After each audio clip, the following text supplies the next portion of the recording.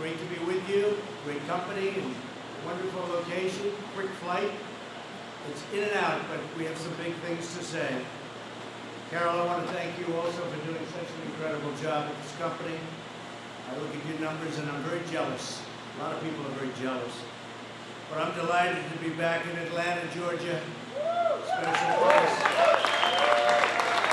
The hometown of one of the most amazing companies on earth, UPS. They never fail. The dedicated men and women of UPS are an inspiration to us all. In the face of every challenge, you always come through for your fellow citizens. Would you say that's correct? I say it's correct. Let me start by expressing my gratitude to every driver, worker, and employee who has contributed to this great success and continue to deliver for America throughout our battle against the China virus. It goes by many different names, about 21 that I can think of. Maybe we'll use a different one every time we hit it. But whatever it is, it was a terrible thing and it could have been stopped and it should have been stopped right where it started in China. Together we will defeat this virus and emerge stronger than ever before. We're here today to celebrate a historic breakthrough that will transform the lives of workers and families all across our nation. For decades, the single biggest obstacle to building a modern transportation system has been the mountains and mountains of bureaucratic red tape in Washington, D.C. Before I took office, reviews for highways ballooned to an average of nearly 750 pages in length. And they were the good ones, they were the short ones. And I know because I was in business for a long time and I had to go through a process that was so ridiculous. It was so ridiculous. We went through a process for building buildings usually. It would take forever. By the time you start building, the market changed. They said, you know, the market was good when we started, now the market's lousy. So you say, the hell with it, we won't build. Sometimes you start building, you say, that was a mistake. But we went through years and years of litigation and tumult, and it was just not good. But you go through it to an even greater extent. The maze-like approval process represented lobbyists that were very rich. They were making a lot of money. I remember I'd go up to Albany, New York, and I'd see my lobbyists up there. I said, what are you doing here? I knew what they were doing. They were trying to make it more difficult. So you had to hire them for more and more work. Spend millions and millions of dollars for nothing. But too often they caused massive delays on top of everything else. And that way they got their fees over a longer period of time. It's one of the reasons why, for example, the average Atlanta driver spends an incredible 77 hours in traffic during a short period of time. But all of that ends today. We're doing something very better. We just completed an unprecedented, I don't want to say it's absolutely unprecedented, top to bottom overhaul, should have been done years ago, of the infrastructure approval process, this approval process that has cost trillions of dollars over the years for our country, and delays like you wouldn't believe. This is a truly historic breakthrough, which means better roads, bridges, tunnels, and highways for every UPS driver and every citizen all across our land. Together we're reclaiming America's proud heritage as a nation of builders and a nation that can get things done. Because with these horrible roadblocks that were put in front of us, you couldn't get it done. No matter how good you were, you couldn't get it done. You'd wait and wait. You'd go to the next step. You say you can't start the next step until you finish the first. Joining us for the special occasion are Council of Environmental Quality Chairman Mary Newmeyer. Where's Mary? Thank you, Mary. Thank you. Thank you. Thank you, Mary. Good.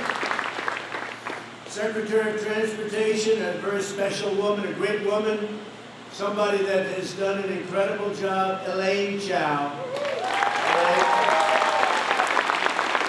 And she was very much instrumental in getting this done. And when Elaine speaks, we all listen. But she was very much instrumental.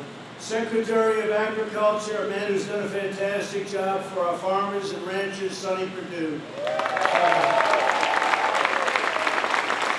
I learned more about farming from Sonny Perdue than all of these consultants that came in. I learned more than a half an hour from that man right there. We had a great call today with the farmers. Great call. They're doing very well. A lot of good things have happened, right, Sonny? A lot of things have happened. They were targeted by China. They were targeted by others. We just signed the USMCA, which is phenomenal for our country and our farmers. Got rid of one of the worst trade deals in history, NAFTA. One of the worst trade deals ever. How anybody could have signed it. But worse, how anybody could have let it run for 25 years or whatever it was. They just took advantage of us. We had 60,000 empty plants and factories in our country by the time that mess got finished. So we just signed a great deal, USMCA. It's the largest trade deal ever made. Mexico, Canada, the largest ever made.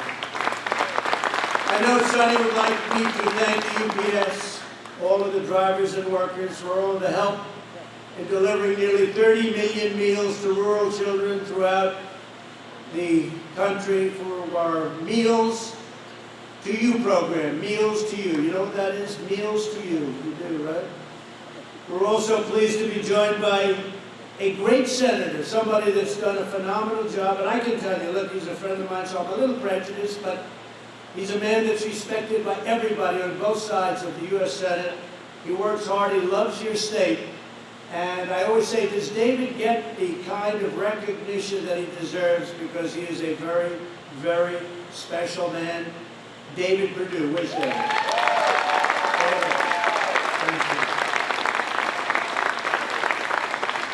And a woman who's come in and done a great job, and she's been so supportive of me and the agenda, and a good person, a good woman, with a husband who's a terrific man. Senator Kelly Loeffler, thank you very much. Thank you, Kelly. Great job, Kelly.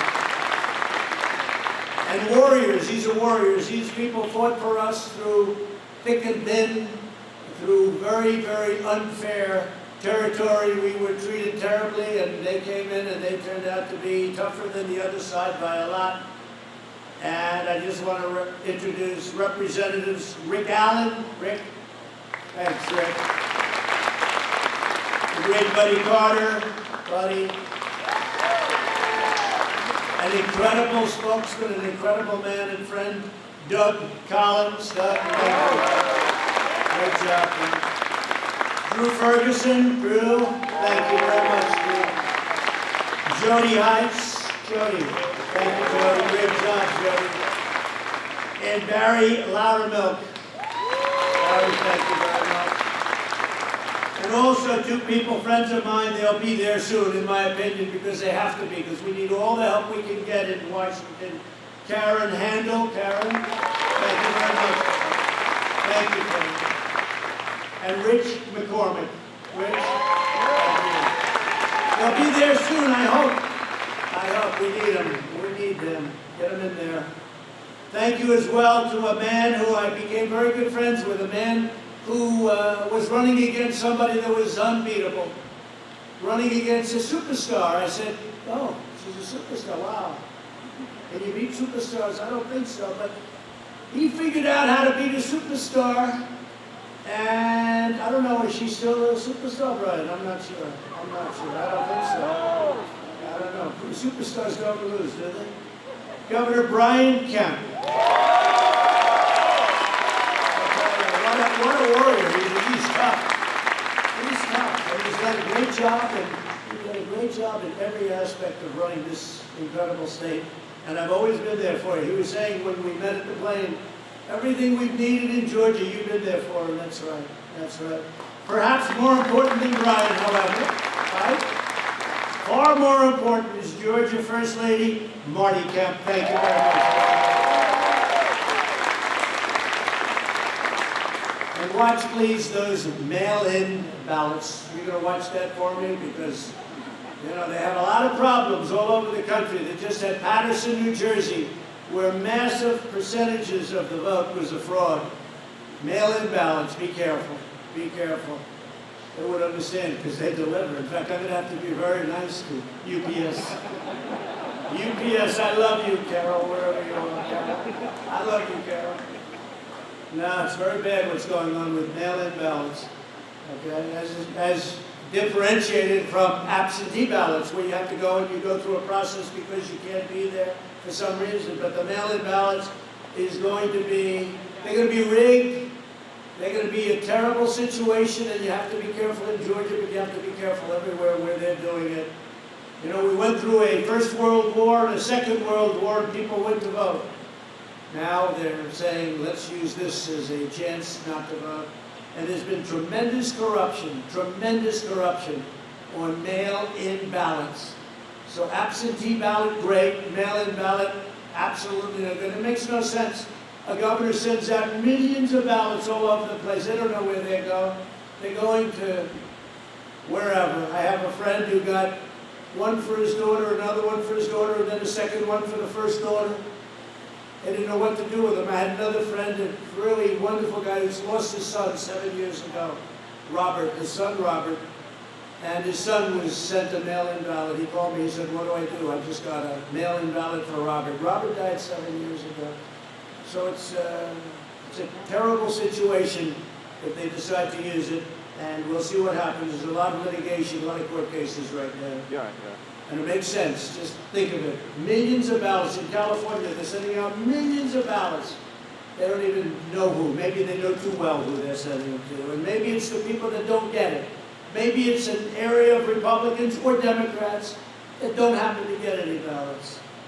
We've had a lot of problems. Just take a look at what's gone on over the last month. And take a look at Paterson, New Jersey.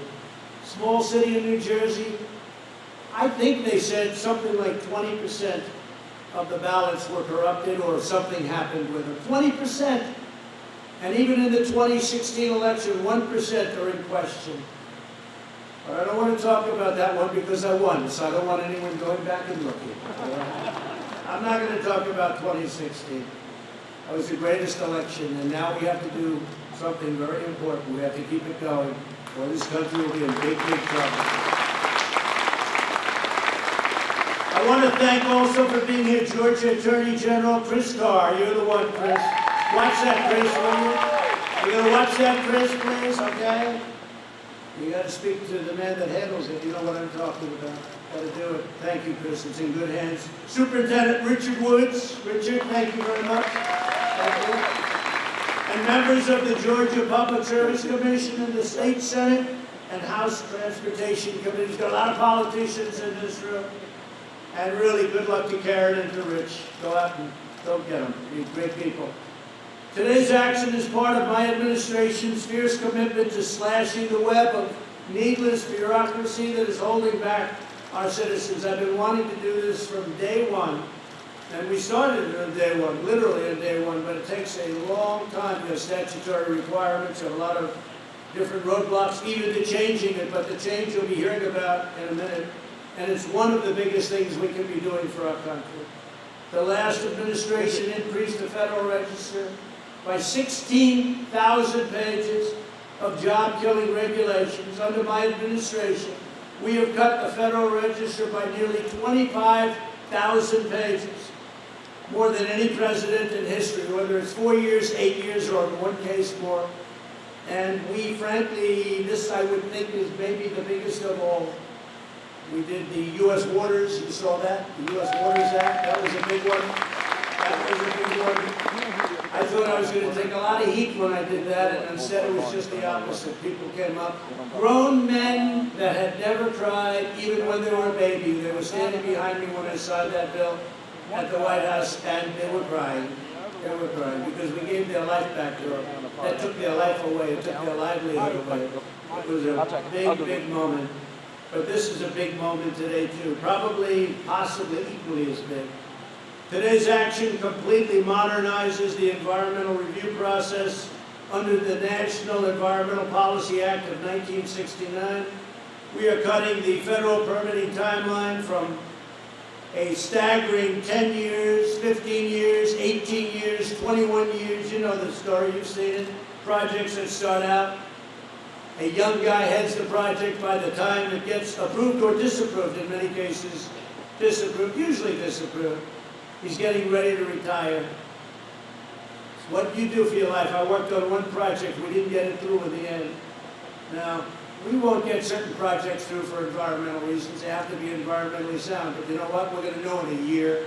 We're going to know in a year and a half. We're not going to know in 20 years.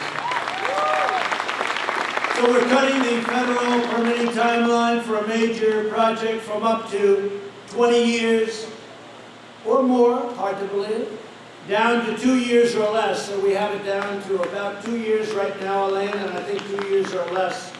And our goal is 1 year. And you may get disapproved. They may vote at the end. They didn't like something environmentally or safety-wise, and I'm all for that. But you're not going to devote a lifetime to doing a project that doesn't get approved, or that gets approved. And oftentimes when it gets approved, it comes in at 10, 20, 30 times the cost. There's a highway in a certain state, short road, not even a highway, I guess, more of a roadway. And they put in, it was a straight line from point to point. By the time they finished it 18 years later, it was this. It cost tens of times. It cost many, many, many times more than the original. Is a dangerous roadway because there's turns. You got to be in good shape. You got to be wide awake to make those turns. You got to see those things. You have to see the guardrails. Boom. They had a simple straight roadway, and now they build it. They end up took 17 years to get it approved. Ended up costing many, many times what the original estimates were. And it's no good. It's not good. Under the last administration, a mere 7% of reviews for federal highways were processed within 2 years. Now, what we're doing is the 2 years won't be the exception, it'll be the rule. So what we're doing is we're going to have that coming down at a much steeper rate.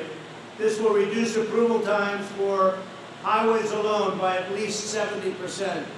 But the 70% is a very unambitious number because the number is going to be actually much lower than that. At the heart of the reforms is the one federal decision policy. It really spells it out when you hear that name, one federal decision. Before, applicants for infrastructure permits were forced to spend years and years navigating a labyrinth of federal agencies, and every single one had a power to stop a project. Anytime you went to an agency, they had a power to stop it. And it would stop the project, not only stop it, right in its tracks it would stop it. With our reforms, there will be one quick and fair decision. We're going to give every project a clear answer, yes or no. Yes or no. The 2-year process where just to submit is 2 years is not acceptable. It's going to be a very quick yes or no after study, but the studies are going to go quickly and they're going to go simultaneously. So if you're in numerous agencies, you're all going at the same time. Instead of waiting for 1, for 2, for 3, and oftentimes you go through one, it would take you 6 months, and then you have to wait 90 days, and then you have a review period, and then you start the second one. And now you go for another 4 months, and then you wait 90 days, and you have a review period. And sometimes you had to go through 9, 10, 12 different agencies. So even if you did absolute rapid, it was many, many years before you could even think about starting it. We have up here, by the way, that's a chart of the old system and the new system. And I think the new system is better.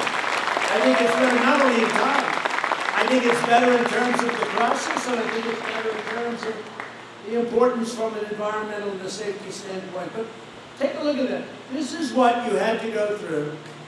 In fact, it was much more dramatic when I first came up with this about a year ago. We took that and we rolled it out. It was so dramatic. And it just kept going and going. So the difference is that, and many of those steps you had to wait before you could even think about going to the next one, and you had to get full approvals. Any one of those colors where there was a problem or a rejection meant it was dead. And now you go through this very simple but very comprehensive solution. And it's a beautiful thing, especially if you understand construction and building and other things beyond building, like I do. At the same time, will maintain America's gold standard environmental protections. The United States will continue to have among the very cleanest air and cleanest water on earth, which we do now. We have the cleanest that we've ever had, meaning ever, meaning I guess in the last 40 years. I assume that 200 years ago it was cleaner.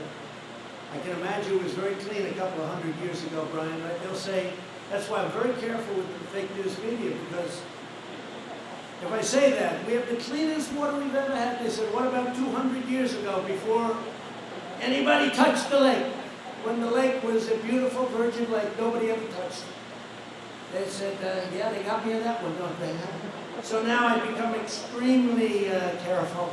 So I say probably they're talking about 35, 40 years, something like that. If it's any different from that, media, we will, look at all those people back there. Any different than that, we will report to you. We will make an amendment. We'll never make a correction, because I don't like doing that. One of the first projects accelerated by these reforms will be the planned expansion of I-75 right here in Georgia. That's in honor of your wife, in honor of Martin. Yeah, that's in honor of Martin. They've been looking to do that for many years, right? But the governor's going to get it done. This expansion will add 77 new lane miles of commercial vehicles, like those driven by UPS, saving drivers countless hundreds of hours a year. With us today is Julian Paul, a Teamster. I know the Teamsters very well. At UPS, who drives this route often. Julian, please come up and tell your story, please. Thank you.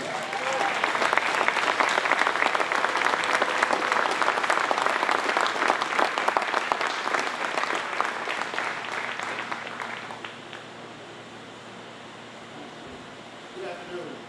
My name is Julian Paul. I'm especially grateful for my wife being here with me today in 14 years. I spent the first 16 years of my career driving a package car, going from house to house.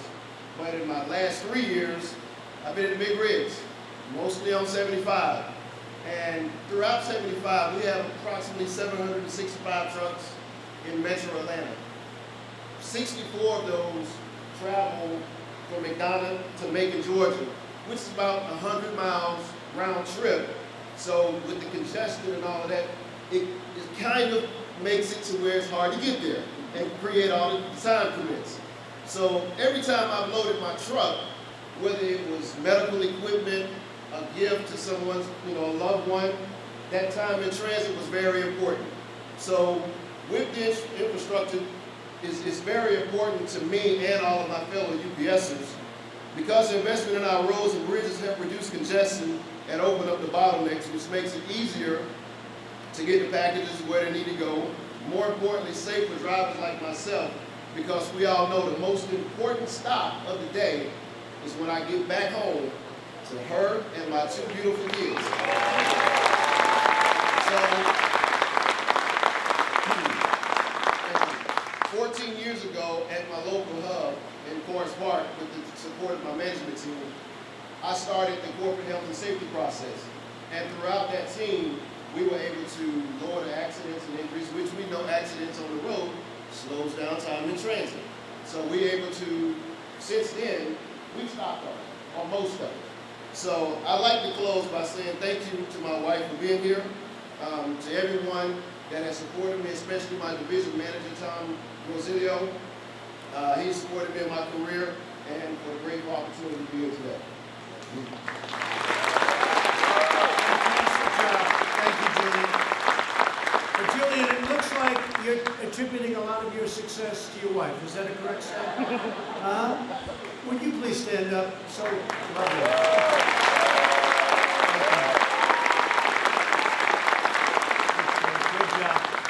Proud of the job he just did, I think, huh? Pretty good. He'll be running for office next week, watch. Great job, Julian, thank you. I'd like to invite UPS's Vice President of Corporate Transportation, Bill Taylor, up to say a few words. Please, Bill.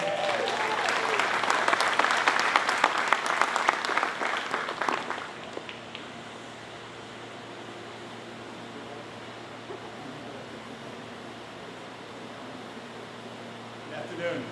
Thank you for visiting the UPS Gateway. Thank you very much. I am so proud to be a 37-year veteran of this great company. I started my UPS career as a part-time hourly employee when I was still in school back in 1983. When I graduated from college, I went into management, and throughout my career I've had the opportunity to work in our airline, in our freight transportation operations, and also in our package delivery operations throughout the United States. I'm now preparing to retire. When I think about UPS, all of us at UPS, and Julian's a great example, all of us at UPS work through some very tough times through our careers. Whether it's hurricanes and natural disasters, or some type of national event like 9/11 and now COVID-19. But all of us at UPS also look at that as a great opportunity to serve this great country and help bring the country through and remedy those tough situations. You look at Project Airbridge under the Trump administration, working directly with FEMA. Another great example. From a UPS standpoint, we are all tremendously proud to help deliver life-saving supplies wherever and whenever they are needed. From an infrastructure standpoint, I know firsthand that improvements in our infrastructure will be a tremendous benefit to not only our customers, but also the communities that we serve. And when I think about UPS, I know how strong our technology is. I know how strong our flexible, multimodal transportation network is, and I know all UPSers are dedicated to making a difference and helping bring America forward. So as I think about ending my career, I am very grateful to retire with a strong pension plan. I hope the same for all essential workers who have a pension plan currently hung up, that they can enjoy the same when their work is over.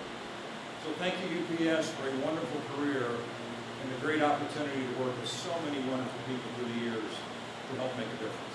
Thank you.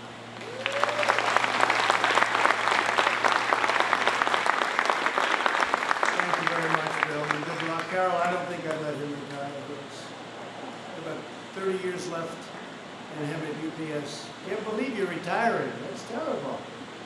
Do you want to retire, or do you want to say, because they'll renew you for 25 more years? You've done a fantastic job. Thank you very much. Thank you. Really great job. Here, as well as the Commissioner of Georgia Department of Transportation, Russell McMurray. Russell, please come up and say a few words.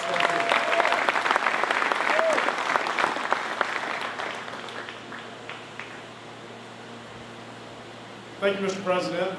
Mr. President, it was an honor for me to meet with you in Washington, D.C. at the U.S. DOT with Secretary Elaine Chao and some other state DOT commissioners from around the nation for us to share with you this long, burdensome, often bureaucratic process, and you sat and listened to us with great detail that day.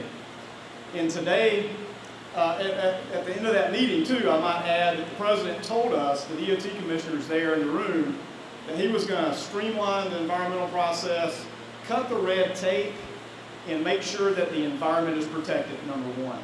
So today is a full circle day for me, Mr. President, that here we are today with the President and the Trump administration rolling out yet another, not the first, but another environmental process improvement that will make life much easier for people like us at the Departments of Transportation across the nation to deliver infrastructure projects like the I-75 commercial vehicle lanes to move that freight out of Savannah to Atlanta and beyond, while providing a safe corridor for the many families that travel on I-75. Now, I certainly want to acknowledge someone else that is laser focused on streamlining government and cutting red tape, and that's our Governor, Brian Kemp. Governor, I appreciate your focus to transportation and infrastructure. It certainly makes my life a lot easier, so thank you. Now, finally, I'd just like to recognize somebody else, and the President acknowledged her earlier, but the leadership exemplified by Secretary Elaine Chao at the U.S. DOT is exceptional. We have never experienced the kind of cooperation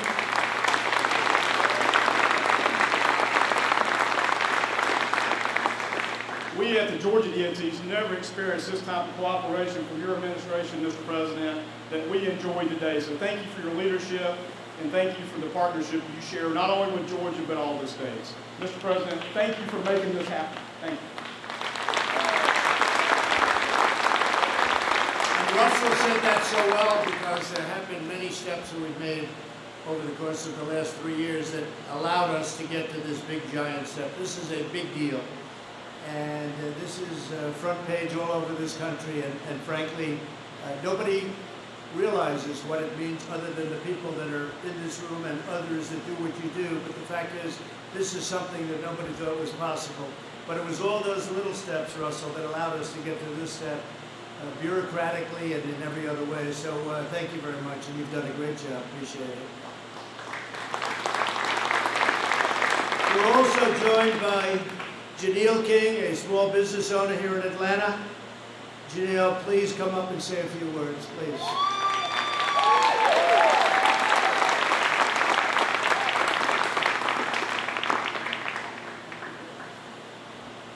Thank you, Mr. President. Thank you, Governor Kemp. And thank you, UPS, for delivering all my shoes on time. I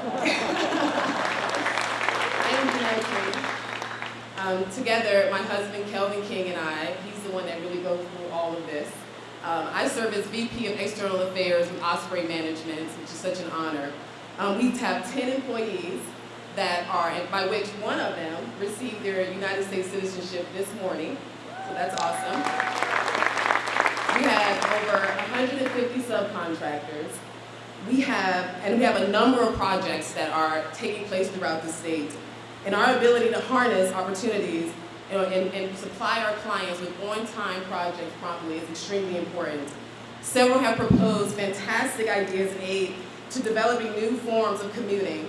Red tape and restrictions in place have hindered these ideas and have due to extensive permitting and impact studies that increase timelines. But Mr. President, you have shown what leadership can do when you reform the old way of doing things. Infrastructure reform and building new roads faster will not only help our company to achieve our project goals, but they will help the entire state, both economically and socially. So I would like to personally thank you for placing the needs of the constituents in the forefront of your list and addressing our infrastructure concerns, and our governor and first lady for working along with you and so we can get this done, and to our senators, Senator David Perdue and Senator Kelly Loeffler, for always being available as well. Thank you so much.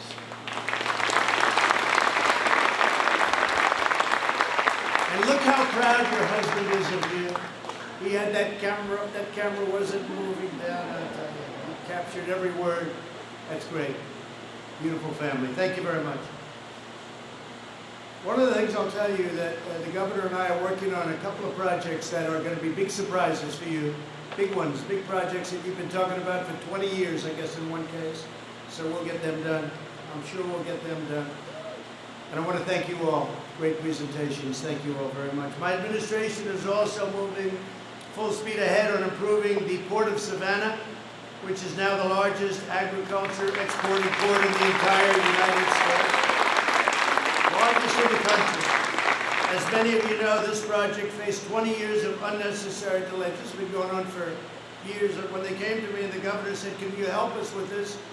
I said, "We'll help you with it. What's the story?" It's been going on for years and years. They've been talking about it. Nothing ever happened. There was also 8 years of additional bureaucratic reviews. Just reviews. This isn't like, oh, gee, let's start digging. This is paperwork. People made a lot of money. It's a terrible thing. It just gets caught up like so many other places, but it's all ending now. Bureaucratic reviews under the Obama-Biden administration have been a disaster, and they got worse. But I'm proud to report that for 3 straight years under my administration, we've delivered full funding for the Port of Savannah, and we're on track to complete the project in a very short period of time. It's going to be completed. Right? In honor of the governor.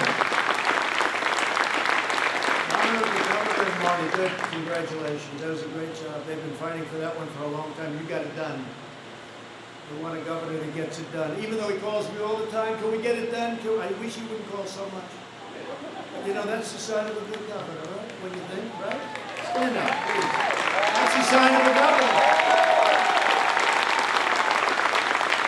I like the ones that don't call, Brian, where they just leave me alone, but their project never happens.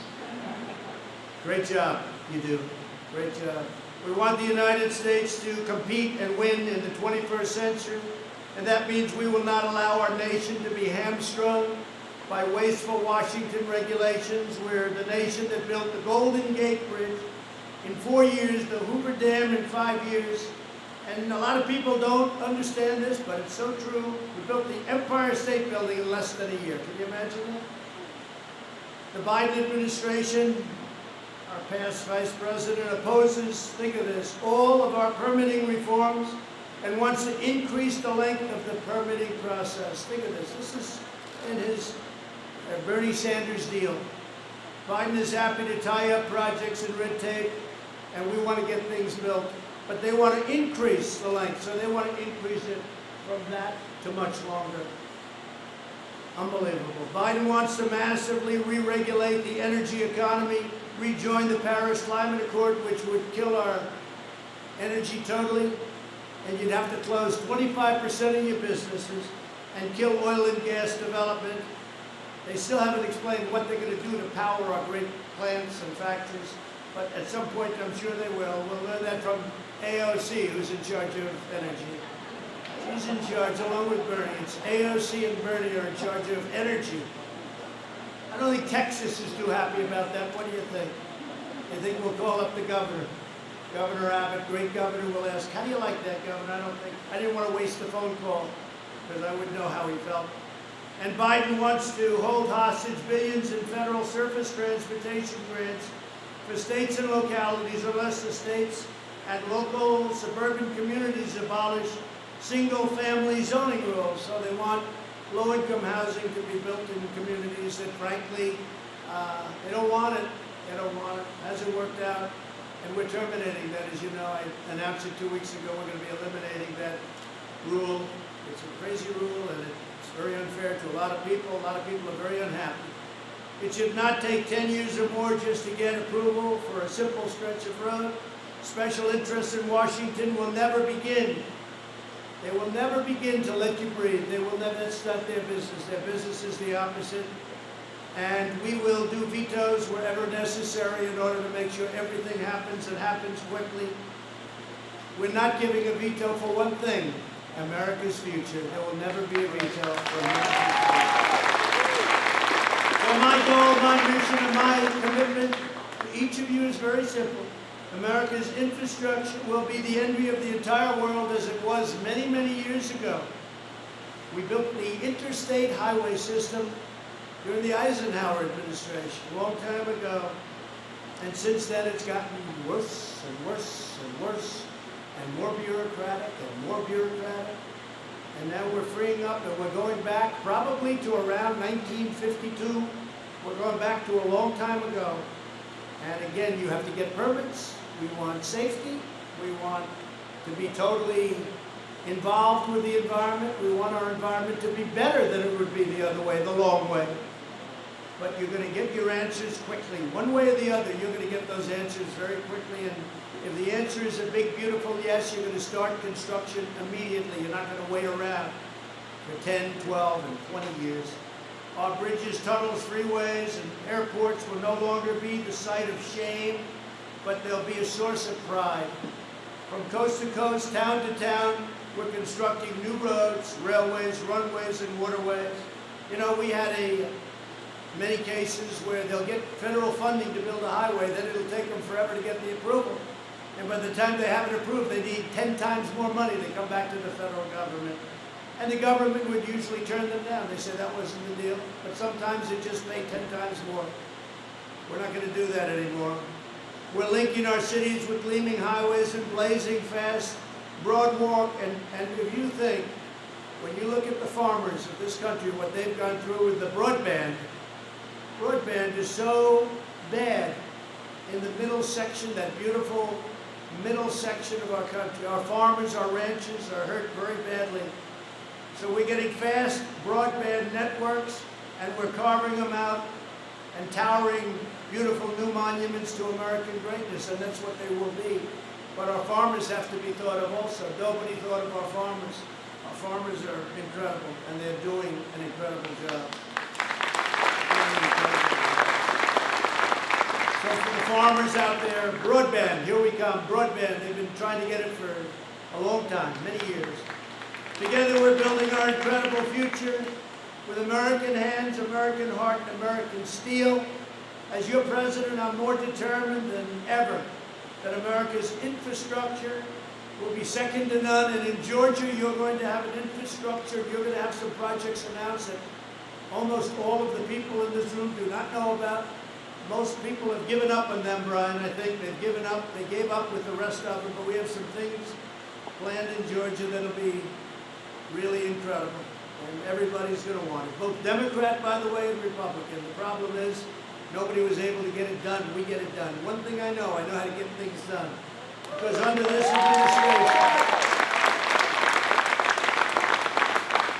this administration, we will always put America first. We were putting other countries first. Now we're putting America first. So I want to thank everybody for being here. I want to thank and congratulate UPS on having a great run, many years, but a great run recently. You've done a fantastic job, whether it's Skybridge or anything else that we've done with you. You've been fantastic. I really appreciate it. But especially I appreciate a state called Georgia. It's a special place, it's a great place. And it's an honor to be with you, and it's an honor, this is where I'm announcing. This is good for the whole country, not only Georgia, this is for the whole country, but I'm announcing it in Georgia because we have some great things planned for you. You are special people. Mr. Governor, thank you very much. Morning, thank you very much, everybody. Thank you, everybody. Thank you very much, everybody. Have a good time.